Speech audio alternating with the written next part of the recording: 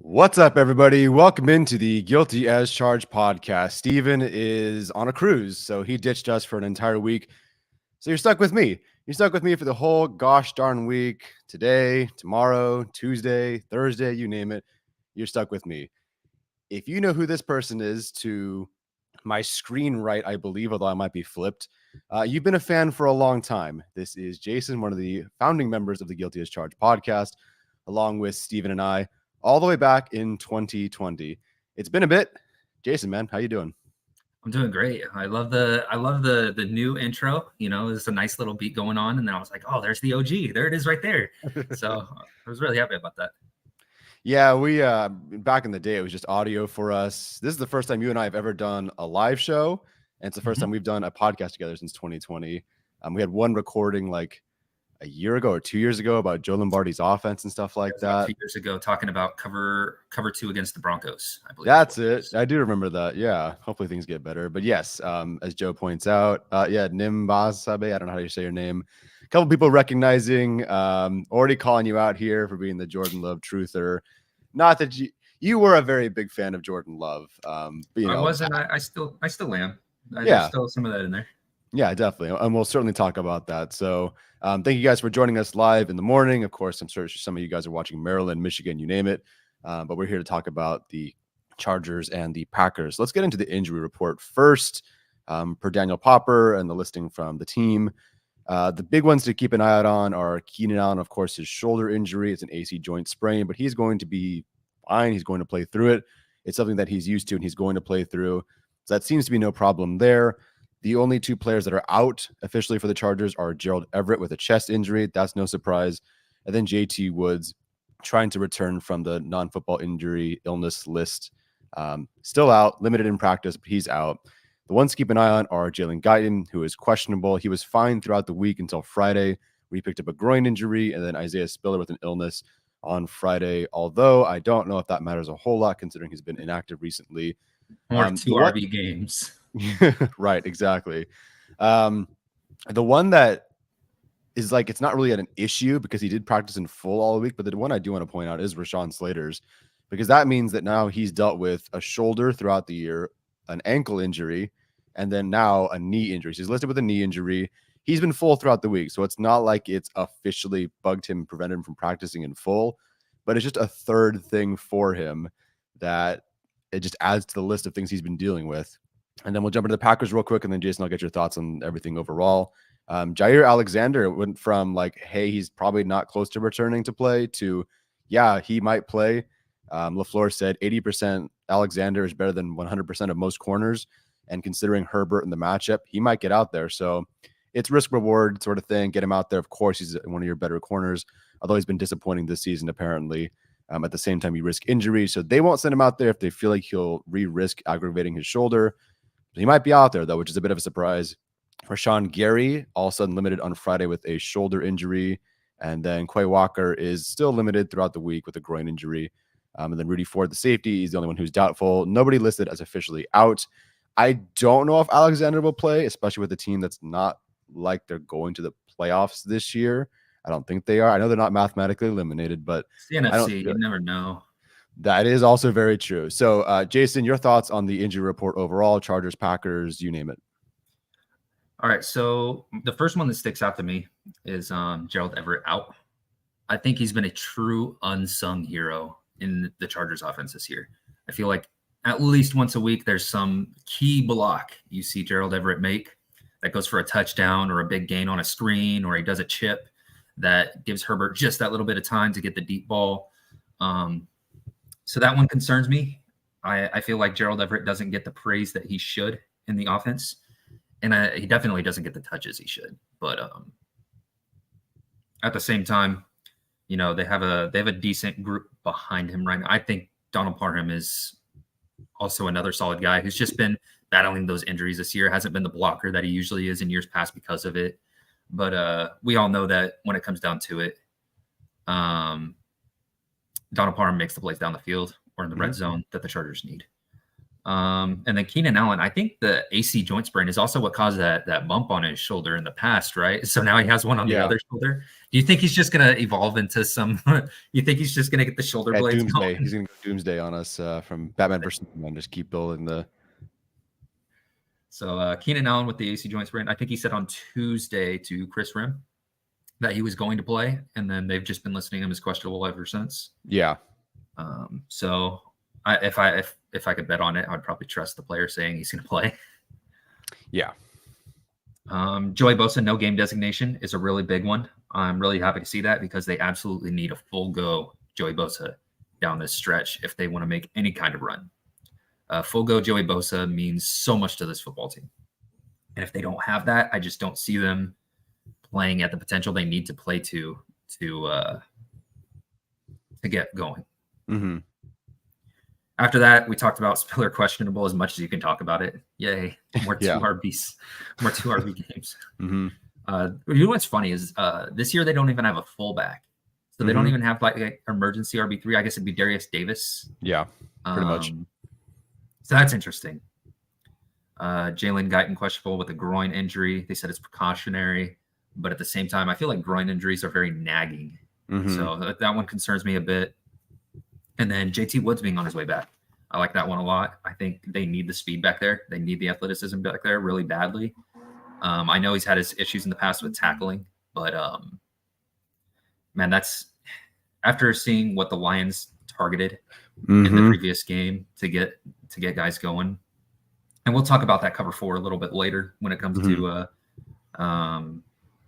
the Brandon Staley against Matt LaFleur. But they need that athletic guy there for certain downs and distances. They need it really bad. And then for Jair Alexander, that's just one. The Packers defense has not been phenomenal this year by any stretch of the imagination. But anytime you get stars back on the field, it makes a difference. Mm-hmm. And I've hinted a couple times throughout the year that this is a Packers team you probably don't want to play healthy and late. As that young offense starts clicking and the defense gets healthy. It's just not a very exciting prospect to look forward to. No, and it's funny because if you just look at the numbers for this Packers team, you look at any advanced metric, really anything, it's a middle of the pack sort of team. Everybody falls in some sort of average category. There really aren't any particular players or things that they do where it's like, wow, they're the best at this or top 3 at this. There really isn't a particular thing. But then I watched them against the Steelers. And, people will point out the fourth quarter interceptions. One of them was just a prayer ball at the end. So it's like kind of a whatever for me. If we can have nuance as Chargers fans with Justin Herbert, I think we can for Jordan Love and opposing quarterbacks as well. Although I know I'm speaking to the internet, so that doesn't always happen. But just watching them, it felt like LaFleur is pressing all the right buttons. And we'll talk about this in a bit. But this Packers team is what I'm trying to say is they seem to be getting better. And these young guys are really gelling. It's quite an overhaul. I don't remember the last time I've seen a room completely overhauled like this with just young guys and that's it in such a short amount of time. Even for the Chargers, it's always been like, we'll loop in like one new piece, maybe 2 new pieces. But in the last 2 years, they have 6 players out there, 2 tight ends, 4 receivers who are all completely new to this offense, which is, kind of the point. Of course, Rodgers leaves and then they go get the weapons, but that's that. So that's just from that's the injury report perspective. I do want to talk about now about this guy, Keenan Allen, because and it's only fitting that you're here to talk about him right at the right times too, because you've been a big fan of his. He's your favorite player, I believe. For me, like Phillip Rivers will always be my favorite player of all time. But as it currently stands, Keenan Allen is my favorite. And that was not always the case. Everybody likes Keenan Allen, but to me, it was always maybe one or two other guys. But when I started really just sitting on, I'm going to watch like every Keenan Allen game from 2021 and just started watching him. I just started to appreciate him so much more and more and more, and now, of course, this year, how could you not love Keenan Allen, what he's done? So from your perspective, like, where does Keenan Allen fit on or where do you think he's going to end up fitting maybe in like a Chargers Mount Rushmore? And have you been surprised by what he's done this year, given that, I always thought he'd be the 100 catch, 1,000-yard sort of guy, but we're looking at a season where he could push like 1,500, 1,600 yards, which is significantly more than he's ever done. Yeah, I don't know if he'll reach that, just because the stretch he's been on has been phenomenal, but it'd be pretty freaking cool, wouldn't it? Just an idea of where he'd be on in the Chargers Mount Rushmore. It really just depends on what you would value in your football players, And I found these pretty cool statistics on what he's on pace to do. So right now, he has 4 100 catch seasons, tied for 6th all time, on pace for his 5th, which will tie him with Wes Welker, Andre Johnson, and Larry Fitzgerald.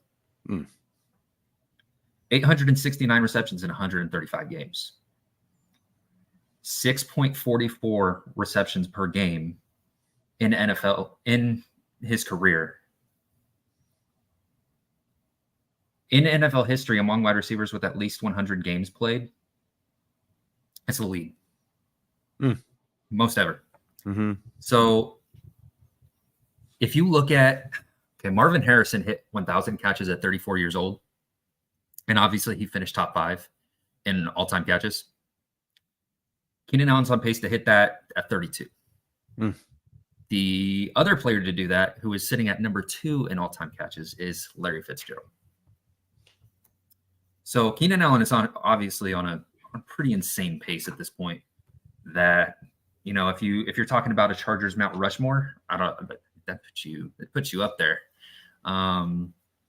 We have a really cool history of guys that have set records in this franchise. Phillip Rivers, LaDainian Tomlinson, Antonio Gates. So, if you're looking for a 4th, there's a lot of guys here. You still got Seau, you still got, there's a lot of guys here, man. But Keenan Allen definitely making his case, especially with this season where he's already tallying 73 receptions, 895 yards, 12.3 yards per catch. Is that a career best for him? I think his last was 11.7. It's pretty close. There's one barely season where he played he had 6 catches in the Chiefs game, and that was it, where some of his numbers are inflated. But I believe everything is basically at his first or second best in his career. And Tyler, fingers crossed, he already has 6 touchdowns this year, so he might not get stuck at the number 6. He will. He's got a passing one, so we can loop that in. Yeah. What did that be? The 5th time in his career he's done that? 4th? It's been at least. There was a year where he did 6. It was 3 years in a row. He had 6 touchdowns, I believe. Yeah, and I think he did it again 2021. I don't know, but he's done it a lot. Yes, he has. And go for it. I would think everyone would say or agree that Keenan Allen's best stretch prior to this year was probably that 2015, prior to lacerating his kidney. Through 8 games in 2015, he had 67 catches for 725 yards, 10.8 yards per catch, 4 touchdowns, and I would say his big game was that opener against Detroit, that 15 reception, 166-yard game against Detroit. Look, he has a 18 catch, 215 yards performance against Minnesota. And then he followed it right up with his 3rd best game of his career with 11 receptions for 175 yards and 2 touchdowns.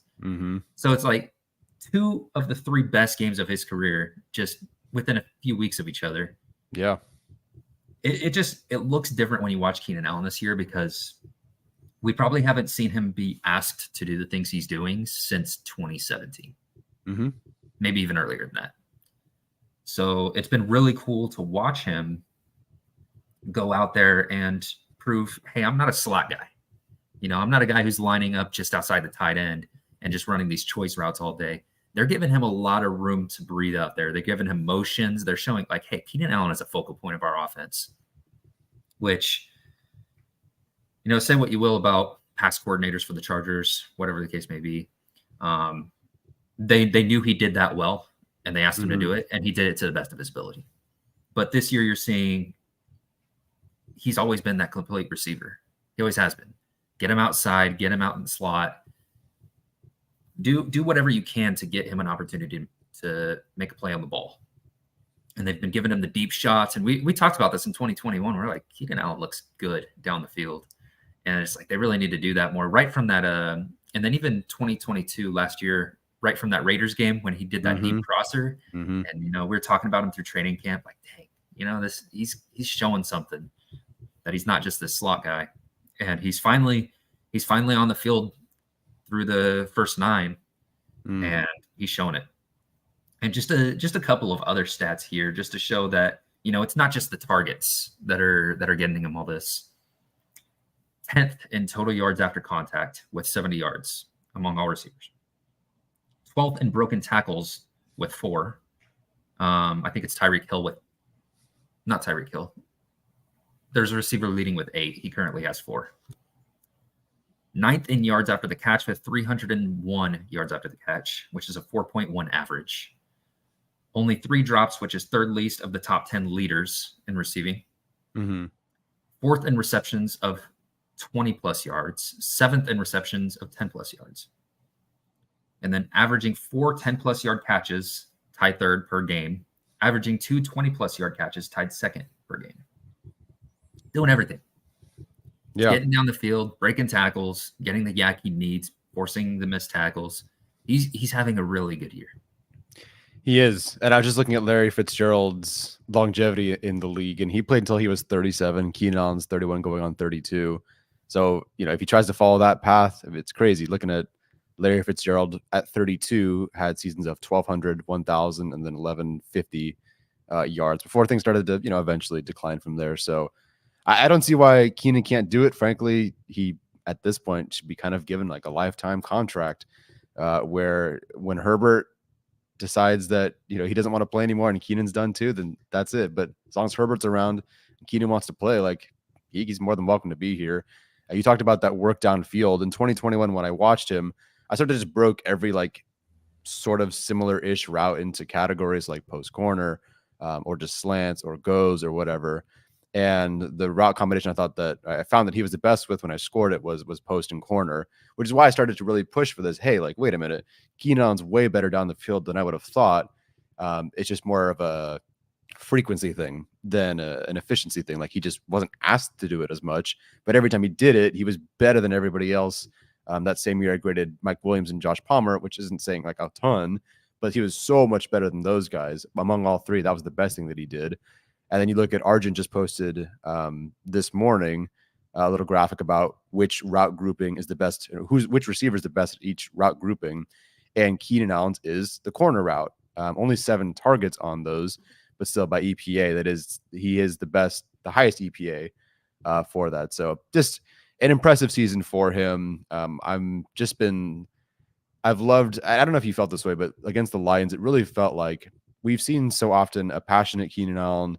We've seen, excited Keenan Allen. We've seen upset Keenan Allen. It really felt like angry Keenan Allen against the Lions. And just being in the stadium, watching him and the close-up shots of his reactions and the way he was rallying fans or his teammates or whatever, it just felt kind of angry. Like he was really pissed off that they were losing, and he was going to do everything he possibly could to carry that team on his back, and Herbert as well, of course, to get things going. And it really felt like it was the first time I think that I can remember like an angry bully Keenan Allen. The bully Keenan Allen, and I love it. And, yeah, it was just you talk about that corner route too. I don't think there's a receiver that runs a better post corner in the league. It's filthy. The way he stems it, like brings that corner's hips inside on a post before he breaks out, is so filthy. And, it probably helps that you have one of the strongest arms in the league that just fits it between that cover 2 on these beautiful. We've seen that so many times between Herbert and Keenan Allen, where it's just a whole shot into the cover 2. Freaking beautiful play that they seem to always make in clutch moments. Yeah, they do. So On the flip side, it tends to be this way most games. We talk about the positive, and especially this past game. I don't think it's ever been more separate than this one. We talk about the offense and how great they looked overall. 38 points, 38 points, no matter how you got there. 41 points is 41 points allowed. So the reason I'm worried about this game is that LaFleur, I think, is still one of the better coordinators in the league. Things just look different. Guys have been hurt. Their offensive line has been hurt. Running backs have been hurt. All their skill position guys are new guys. So they're trying to figure it out. And I'm worried about this game because of the game I just saw against the Lions, where I sat there in the stands and just kind of waited for the Chargers defense to give up a touchdown. Sometimes it happened in one play, sometimes it happened in 12 plays, but it happened regardless. How do you think, just given what you know about the Packers defense and the scheme or whatever, how do you believe, or excuse me, not the Packers defense, the Chargers defense, how do you believe LaFleur would best go about attacking Brandon Staley's defense? And then now I'm going to ask you this knowing that Brandon Staley literally came out and said, we're not changing anything to our scheme. But if you had to make any adjustments or recommendations or just key things to focus on and do right, what would they be? Would it freak people out if I said, yes, just execute better? Look, the game plan against the Lions. Whew. All right, so LaFleur is going to attempt to get Jordan Love comfortable with the deep ball. We know Jordan Love has had an amazing deep ball over the last 3 games. They've been cooking down the field. He's had a really good 3 games. I know, the record doesn't show for it, but they're getting better. They're getting better, especially down the field. Especially watch out for that number 13, Dontavian Wicks. Every time that Jordan Love has a big time throw down the field, I feel like Dontavian Wicks is either making some really aggressive catch or he's clearing things out, and he's a zone beater. So watch out for him. In terms of how Brandon Staley can attack the Packers offense, or how he might want to, and people might hate this, but Staley should go into this game and do exactly what he tried to do against the Lions. Okay, you got to elaborate now because I'm about to lose everybody. And he needs better execution from individuals, and he needs better situational football from himself. That's where the kicker was. The situational football from himself was severely lacking. I'm talking 3rd and shorts, 4th and shorts, understanding how deep your corners are, understanding when to get physical, understanding when to drop back, understanding if you just get a touch or two of better situational football from both himself and the players, you're talking about a couple of 3 and out, or a couple of 3 and outs, or a couple of 3rd down stops, or a couple of 4th down stops. And that's the difference. It really is. And don't click off the video. I'm not saying he called a great game, but think of it this way. The Chargers go in there and they start playing some man coverage, right? They start off the game playing some man coverage, and Jahmyr Gibbs starts going off, starts running all over him. The big difference between man coverage and zone coverage is where eyes are eyes on the backfield. So once you see yourself getting absolutely destroyed against the run, all right, well, I have to get zone coverage out here. I have to get guys' eyes in the backfield. And a big benefit of the cover 4, which I see a lot of people don't like. The big thing about the cover 4 is you're asking your safeties to basically come up and play with the linebackers and shoot gaps and stop the run. So you have these 2 high safeties that come down and play even with the linebackers once the ball is snapped, or if they see pass, then they're going to drop back. And one of their big jobs is to find a gap and blow it up just like a linebacker would. And it's why you see Derwin James come from up high to down low so many times, and why you see him bite sometimes. And that's just disciplined football that you need to be comfortable with it. And the issue with getting burned in the first half by so many run plays is you come out in the second half in a cover 4, and now they're running a crosser with a post, or they're running a dig with a deep crosser. And, you see Derwin James come up to defend the play action, Oh, wait, here's this 10-yard in. Oh, wait, here's this 15-yard crosser that goes over my head. Disciplined football. I'm not saying you come out with the same game plan exactly, but it wasn't like it was fundamentally flawed in the sense of this play call to this play call to this play call. Like in the grand scheme of the game, it wasn't flawed.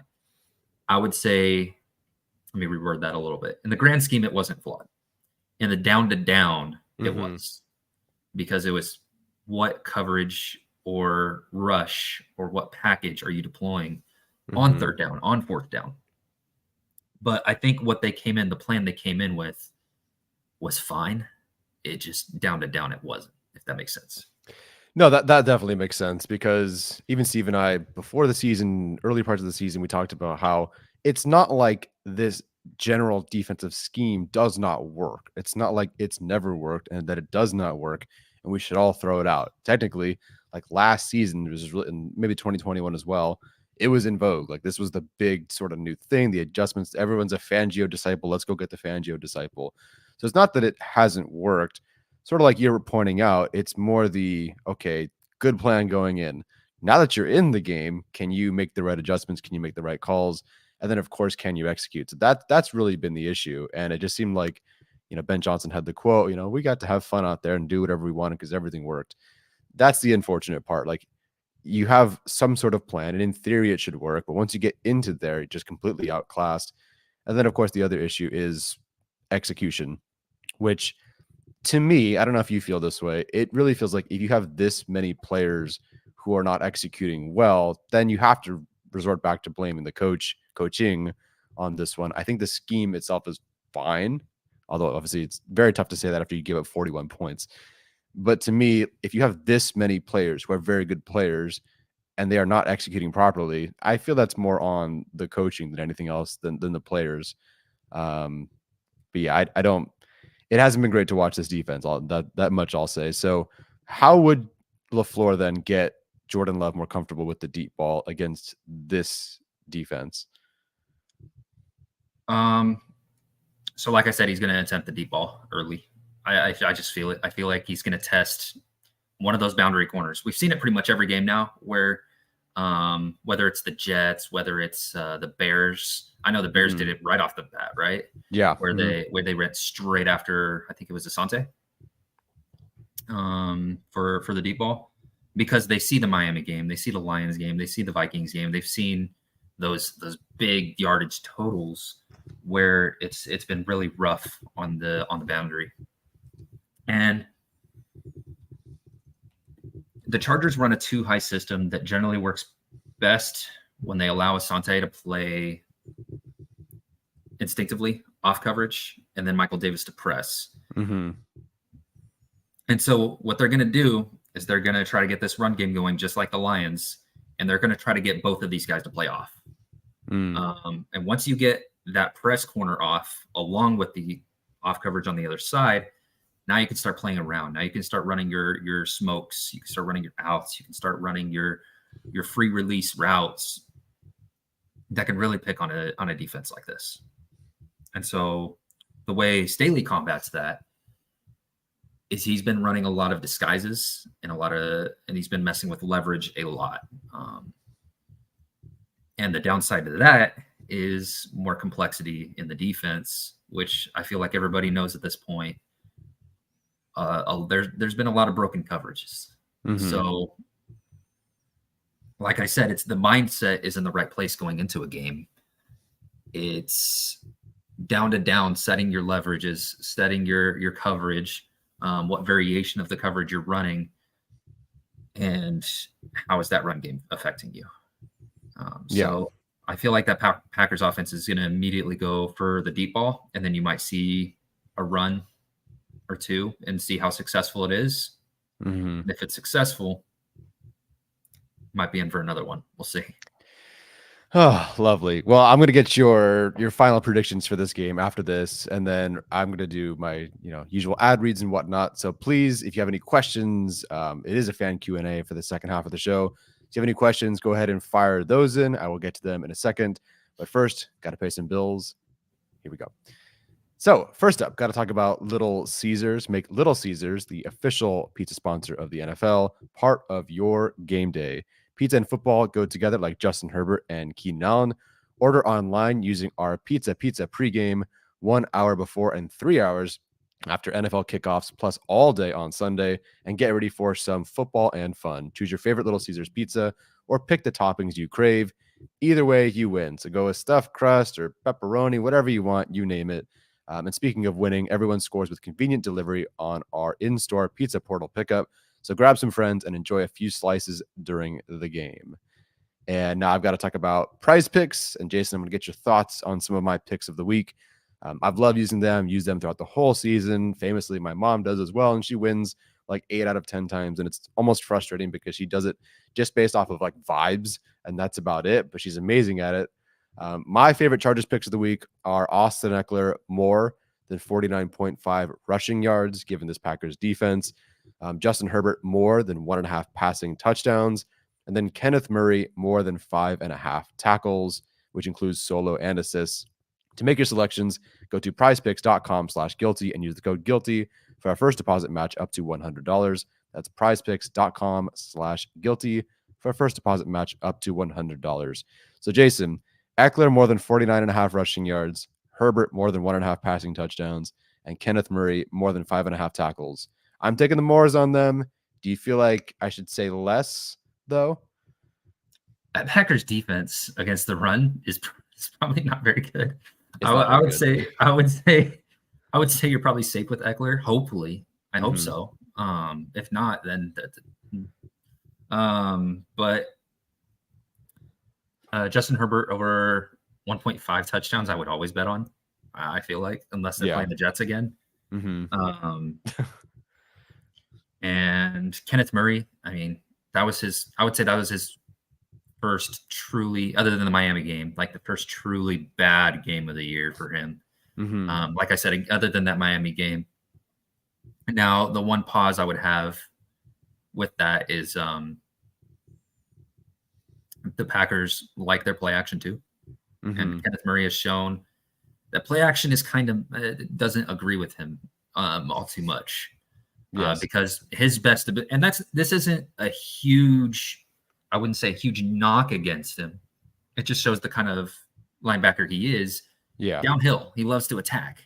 And so anytime you take away that ability from him, there's going to be some struggle there. But what was it, 5.5 tackles? Yeah, 5.5 solo and assist tackles. It should be fine. Yeah, I was surprised because I think it had been 7 or 8 recently. And so 5.5 feels pretty nice there. I don't like the ones that are at a flat 7, because then it has to be 8, to get more. So 5.5 means more. You got to get 6. I think he can. Let's go with this one. And I guess I might as well get your thoughts on him while we're here. So Nimbasabe, I'm so sorry if I'm saying this wrong. Should I take the more on Quentin Johnston at 36.5 receiving yards?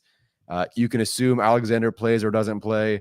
I'm going to assume Alexander honestly does not play. I feel like because of what LaFleur said earlier in the week, I don't think he plays, or even if he does, it's limited.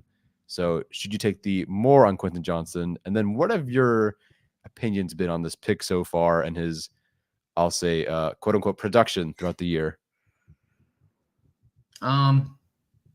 I probably wouldn't bet my life on it. No, I would not either. maybe a few bucks, but it include PI yards. It might. I don't think it does. It does not. It does not. But I think he picked up that many last week. Yeah. Yeah, probably. No, I look. If he catches that ball against the Lions, then I'm probably saying take this.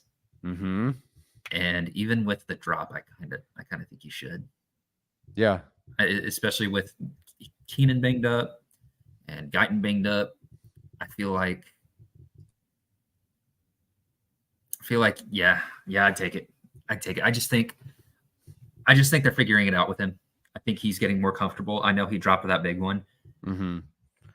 I mean, he was interfered with. They kind of got on his arm a little bit, and it kind of forced him to kind of clap there. And it's you got to catch it. You have to. But sure, I think he's arrived.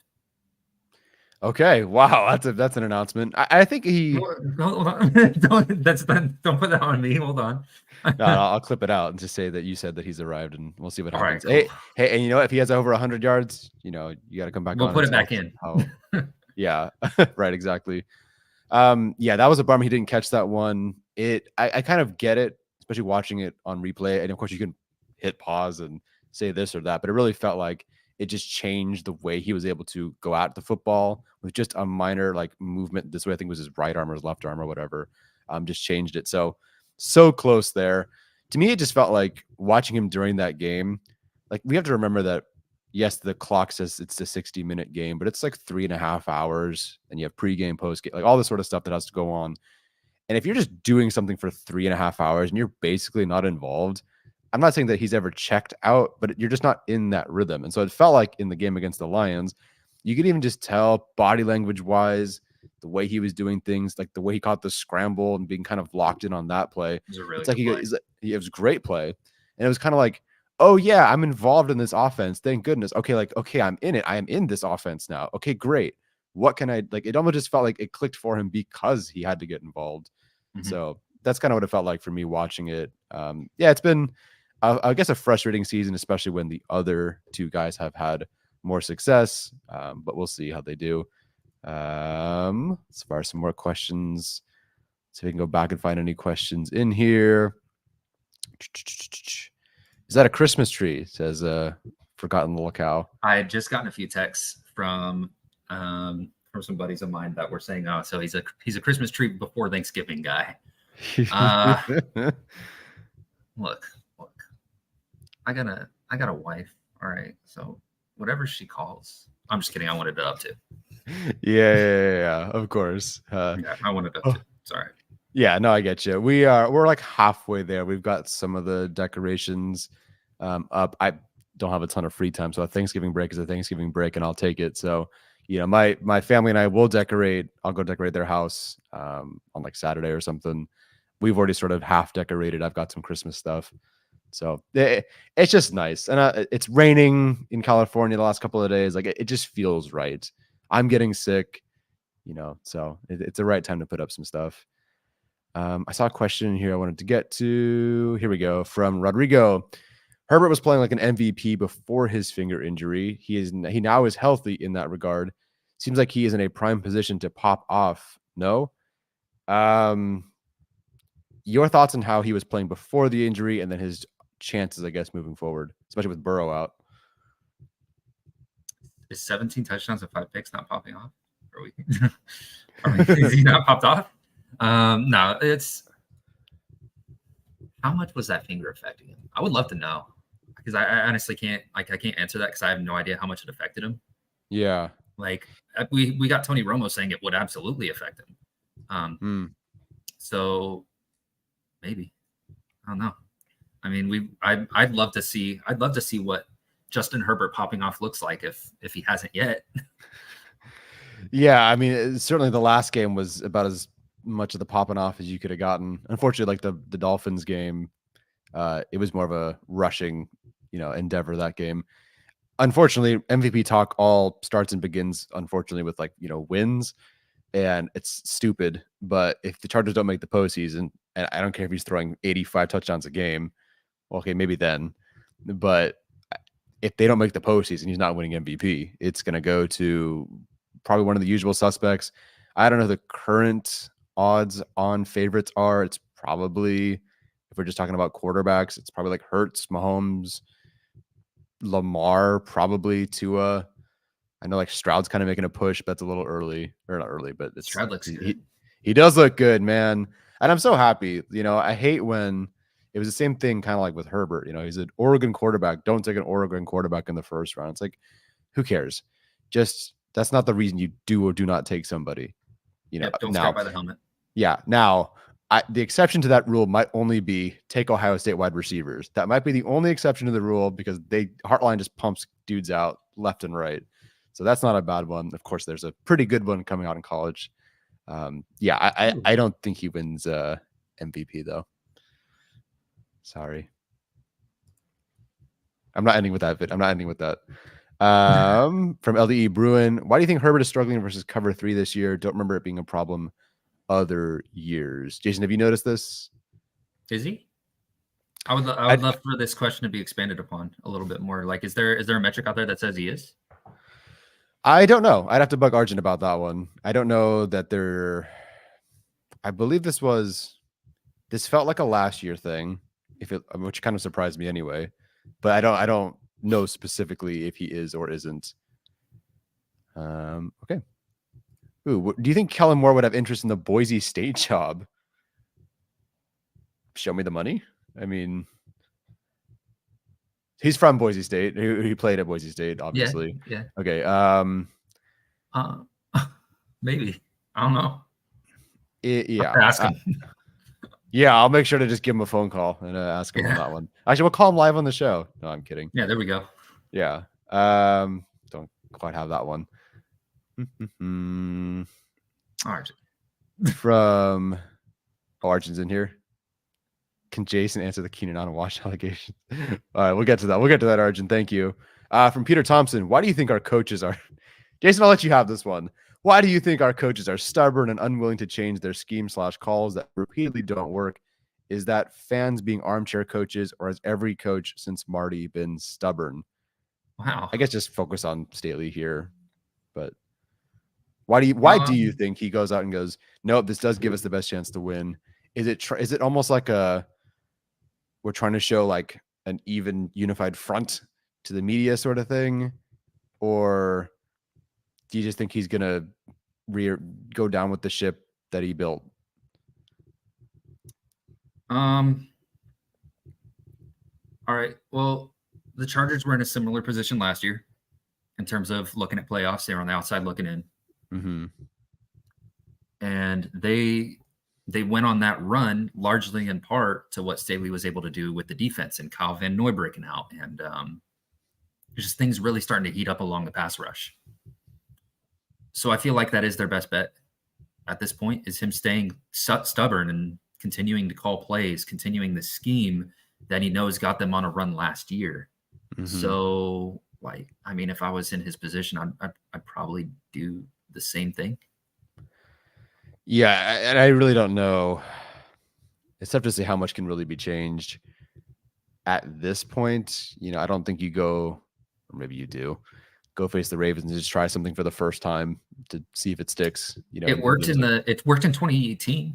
Yep, it did though. That's a very different DB group, and that's always one. It's funny because we don't have this Super Bowl season or whatever. We don't really have that as Chargers fans, but that was a season, and that particular game was just one of the highlights. And it was like an ugly game, it was a defensive battle, but I think every Chargers fan in the chat will remember 10 plays from that game easily, or just moments, and most of the kind of walk-off strip sack, even Michael Badgley having a great game. Melvin Gordon punched it in, even though he was, I think, pretty banged up heading into that game. He scored a touchdown, Rivers run, scramble, all that sort of stuff. That was a good one. That's what I was referencing with the little arm. One of my favorite Chargers moments ever. Super chat from my mom. Thank you, Mom. Good luck on your prize picks this week. Hopefully you do well. I'm sure you will. So Arjun asked this. I don't know if there's a specific reference here, but can Jason answer the Keenan Allen washed allegations? It's a callback to me and Arjun arguing a little bit. Oh, that's right. Yes. It's all water under the bridge. I think we all love Keenan Allen now, as we always should have. Yeah, it was that one. I remember, I think was kind of bad timing because he wasn't so hot to start the year, and then, or maybe it was 2 years ago, or no, he came back, and then he had struggles versus separating versus not Hobbs. There was some other slot corner. I don't know why the Raiders always give him issues. Anyway, I'm gonna comfortably say Keenan Allen is not washed at this point. I was borderline offended, not that Arjun said this, but that he was a cut candidate. I understand why you have to bring it up, because they were over the cap, and who can you cut? You have to talk about it. But I always thought it was ridiculous because A, he's who he is, and B, Herbert and Keenan, that's the thing. They are the two. And so as long as Herbert wants him around, he ain't going anywhere. So I think also as long as Tom Telesco is around, it's not going anywhere. Fair enough. No, he came up onto the draft show right before they went and drafted QJ. That I think he went up and specifically the words is not happening. Oh yeah, no, it's not. And frankly, I can't think of what they would do without him. But he's an All-Pro receiver this year. So as far as I'm concerned, if you want to give him a multi-year extension, that's dangerous, of course, given the age. But the way he looks, what he's supposed to do, he's gonna be an All-Pro. Whether he gets in or not is a different story. But he's playing like one. He's playing like one. So yeah. So he said it was the Raiders game against Amik Robertson. Well, he had a one-handed catch above Amik Robertson. All right, he's still listen. All right, we're not doing this again. Moving on. He's not washed. Yeah, definitely. Where is it? Oh, someone asked about. Here it is. I do want to ask about this. Is Derwin a personal foul away from being suspended like Perryman? I didn't realize. Not that I didn't know sort of about Perryman, given the time he played with the Chargers. I just didn't realize this was a current streak for him. Is he a personal foul away from being suspended like Perryman? I would be so mad. The Perryman one was, first of all, awful. That was shocking. Whatever you think about Derwin's, that one was terrible. There's so many that are terrible. Mm-hmm. What were your thoughts on the most recent one from Derwin against the Lions? That was so lame. That was so lame, dude. And I hate. I don't like going against refs on things just because, it's that fast. So, and the ref, I think the ref that threw it was behind the receiver. So all he saw was Derwin James go in there. But even then, Derwin's helmet was to the side. You should be able to see, like, if his helmet was to the side, that means he hit with his shoulder. But I don't like, I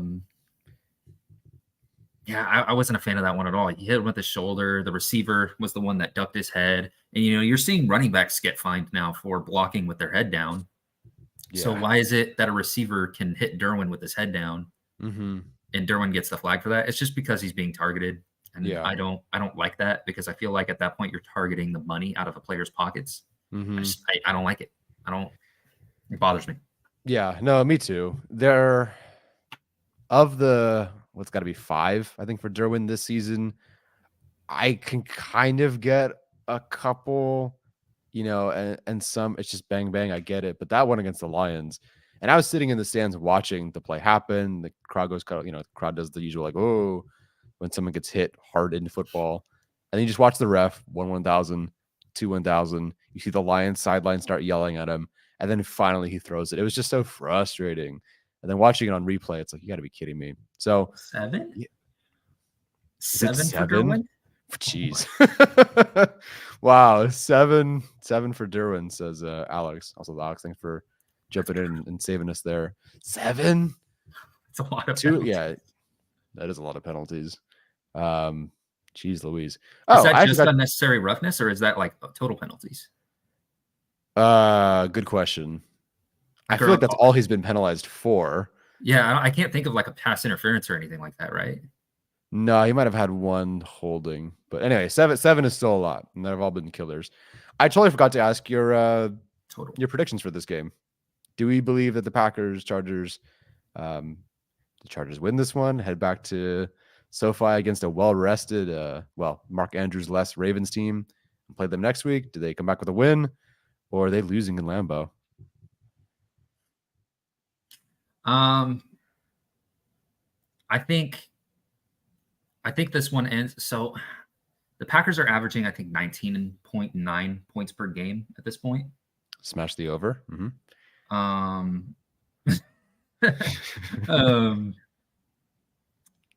So I mean, I would say probably like 30 to 27, maybe. I think I definitely go over the 19.9 points per game. But at the same time, I could very well see this being one of those Chargers-Bears games, Chargers-Jets games at the same time, where, there's a rookie quarterback out there that through the last few years, Brandon Staley has been good against rookie quarterbacks for the most part, I feel like, right? Except Davis Mills. But we don't talk about that game. Oh, man.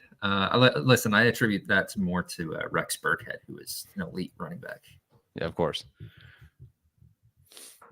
Okay, so you're picking. Was that a win for the Chargers? They're about 30 to 20. Okay.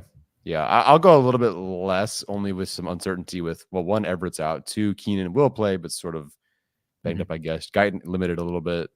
I'll say like 24, 23 Chargers, because I don't think it'll ever be that far away. I think LaFleur can do enough, and this Packers offense might figure it out, man. So we'll see. Okay, we'll take about 4 or 5 more questions and head out of here. It is now almost 8 a.m. for Jason over there in Hawaii. So almost 9.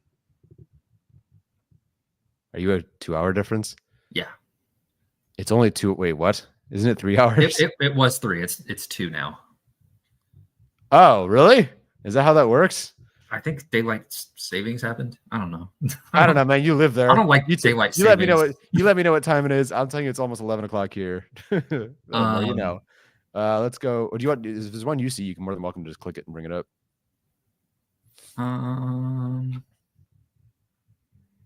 one in particular. What's with the hate of Keenan on social media? Dude's been balling all season. It's just a bad game. Yeah. I think there's an aspect of, I mean, he in the eyes of the fans was not the most liked player, not for anything him personally, just play on the field. So I think people just are quicker to go back, when someone has one rough game. But throughout the season, he's not been great in coverage as is. So it's not like it's been a new thing, just more so exemplified. There's things that Murray is great at, which is a downhill. Like he's good. He's good as like an 8-gap blitzer. He's good as a downhill, like read the run, go get the run, kind of linebacker. But even back to Oklahoma, it wasn't like he was like a prospect that was ready to play inside linebacker in the NFL. There was a lot of questions on whether he was more of a blitz guy, more of a pass rush guy. But when you take 3 years of a player basically being constantly hated on, and then regardless of how he does through the season, the second he has a bad game, people are gonna be upset about it because this is a contract year. They could re-sign him. They could bring him back. And if you have games like that piling up like this in Miami, that will get people upset. So I get it. And there are things he still needs to get better at. So we'll see how it goes throughout the final stretch of the season. I'll throw this one at you only because now I asked this before the Lions game. After watching Kaiser leave, watching Drew leave, do you feel that the Chargers would actually re-sign? Now, it slightly depends on GM, coach, etc. But assuming everyone's back and everyone's here next year, let's assume that. Does Murray end up being the one who's re-signed? And then, I guess stemming from there, do you believe they move on from someone like Kendricks and have sort of like swap out contracts there, and then Henley's your number 2? I don't think Kendricks or Murray are back next year. Okay. I mean, they made Kendrick's contract. I know it's 2 years, but it's very much 1 year. Like when you look at the structure. Totally. Yeah, it is. With like if he plays really well, and I don't know if he's played up to that. I know he's been very underrated in the defense. I've seen a lot of people hate on him all year long. I think he's been fine. I mean, this game was definitely poor, but you're talking like that much past his fingertips, and he probably has like 3 interceptions this year. He's gotten really close on some. So I've actually liked Eric Kendricks well enough. But yeah, I don't think he's played up to what they expected out of him. Yeah, especially now that Kenneth has the green dot. Yeah, I think that injury, it wasn't a great first game anyway, but then once the injury hit, it's like, no momentum. And then I think just, Murray taking the green dot was a surprise. And again, like people need to remember that Kenneth Murray, like he has a green dot now and he's improved, I think, and looks better. So give him some slack, I guess. I don't know. We might end with this one from Arjun. Joined late, so I don't know if you talked about it, but for Jason, do you believe the Chargers defense becomes better overall in terms of execution and play calling when Derwin is out or off the field? So this one sucks. Um, so I talked earlier about cover 4 and how that works, how you get linebackers to come, or the safeties to come up and essentially play as deep linebackers, right? It really gives them the opportunity to come up and play the run. And the downside to that is play actions. If you, when you're doing this, you're looking for run, you're looking for your play action so you can step back. And so when you have a play like you have the in route, you have a high-low concept, right? You have a deep high-low concept where you have the in route coming and then the deep crosser like this. If Derwin James is already coming down to play the run and he sees that intermediate route right behind him, he's going to pause on the intermediate route. It's in his face. That's where he is. And so that deep crosser can get behind him. And so handing off routes is really important in a cover 4 defense, or you can match. So you can match and you can cover the receiver that crosses your face. And then what you have is you have a Alohi Gilman crossing with the crossing route. And they did that at one point, and Amon-Ra St. Brown was just too athletic. He got free. Again, you see Alohi Gilman kind of like drop back, and the second Amon-Ra starts crossing, it's almost like a calendar. It's almost like it takes a little bit for Alohi Gilman to get going, because you're backpedaling. Now you got to go and follow the crossing route. Your inside help is gone because he's looking at this intermediate route. And so that went for one. And then you saw one where they ran play action and Derwin just came up way too much and it got behind him again. And so it's really important to either hand off the routes appropriately or to just be extremely disciplined and match on to your receivers that you need to be on. And so the reason you probably see a little bit of improvement from this Chargers defense when Derwin James is off the field is just because you're not going to ask your safeties to do much. You're going to play a lot more handing it off correctly. You're just going to keep them back there and play disciplined. Don't focus too much on coming down. Don't focus too much on these second level reads. Leave that to other people and just do your job up here. And that's what they did when Raheem Lane and Marlowe played.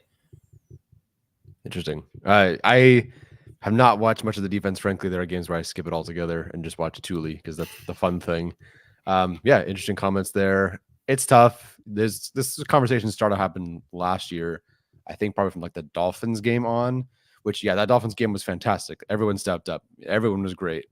But then it's tough because the opponents they played after that while Derwin was out or hurt or whatever, like it's not like it was a great set of offenses they had to face.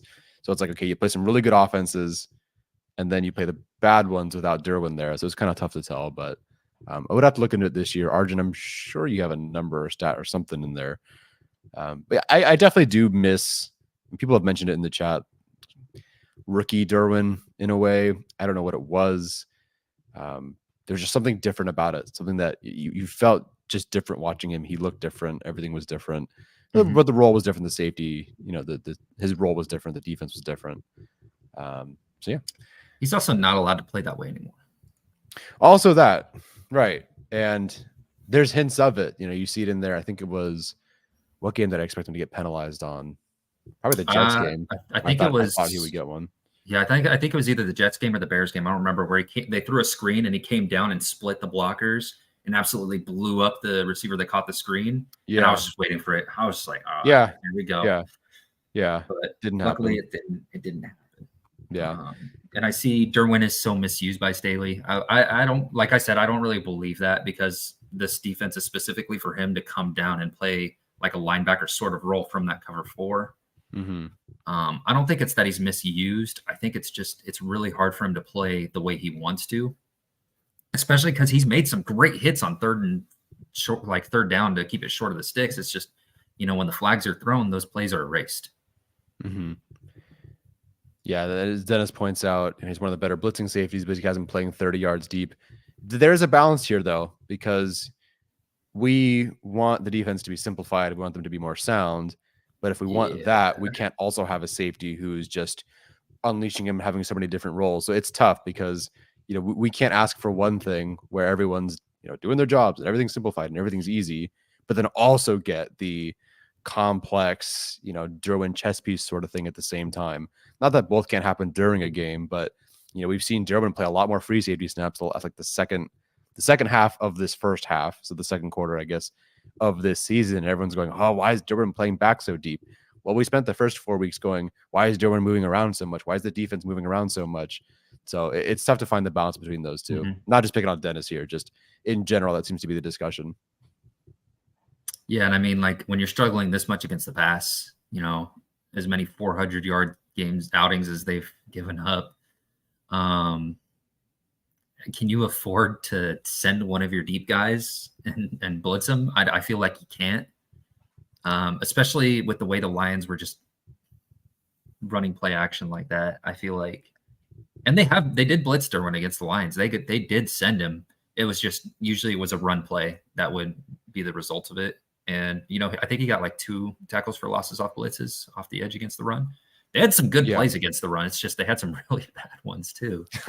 So, yeah, no, there were some good moments there from Derwin, and like quietly had some better moments the last few games or so. But yeah, I think so too. I think he's had some really solid games. It's just I think penalties are kind of bringing people down on him. And definitely, I think that one play where it went over over Derwin's head to the tight end, even though that wasn't really Derwin, it was honestly insane that Derwin even got close to putting a hand on that. Was it the touchdown to the blocking tight end? Wright, or whatever his name is. Not Laporta, whoever it was. Yeah. No, what's his name? Brock Wright, I think. Yeah, that's it. There you go. That sounds right. And I think that was, I can't remember if that was Gilman or not, but it was off the backside. So Derwin was on, like, if you're looking at the all 22, I think Derwin was on the left. And it released from the right side of the line. So it was the opposite of him. And I don't know if they were still cover 4 on that play. I didn't look into that play too much. But I do know that both safeties came up to defend the run and then had to drop back really fast. And Derwin was just the faster reactor in that one. He just reacted much quicker and nearly got a hand on it. I think it was a really, I wouldn't say like a great play because it didn't happen, but it was close to being one of those plays that you look back and you're like, dang, that's Derwin James right there.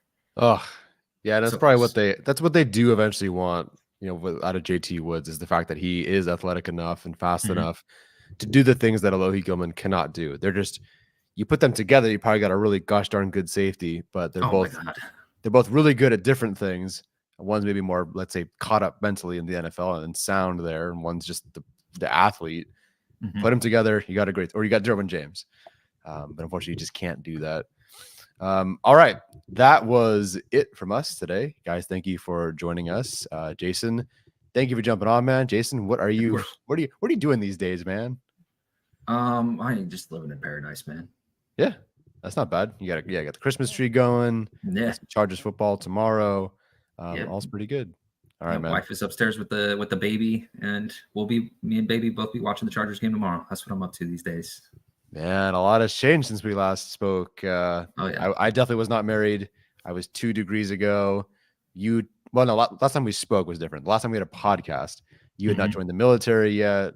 Yeah, a lot of stuff has changed since then. It's like Interstellar when I'm banging on the bookcase, like, no, don't go. For sure, yeah. Am I Murph in this situation? I guess so. Okay, don't let me leave. All right, I'll be checking my watches, see if you send me any like future signals, but maybe make it like a betting, like prize pick sort of signal, so I can make some money at least. Yeah, don't tell me that you love me. I need to know how to make some money. Okay, that's how I know. Cool. I'll send you some Keenan Allen under 30, so you'll be like, something's up. Yeah, perfect. That sounds good. Let me know. Send me that sports almanac. All right, guys. Do not spike the baby, says Mighty Kev. Okay, we will not spike the baby. Sounds good. All right, Jason, thanks for joining me, man. Everybody in the chat, thank you for joining us. See you next time. We'll be live after the game tomorrow. Take care, and as always, bolt up.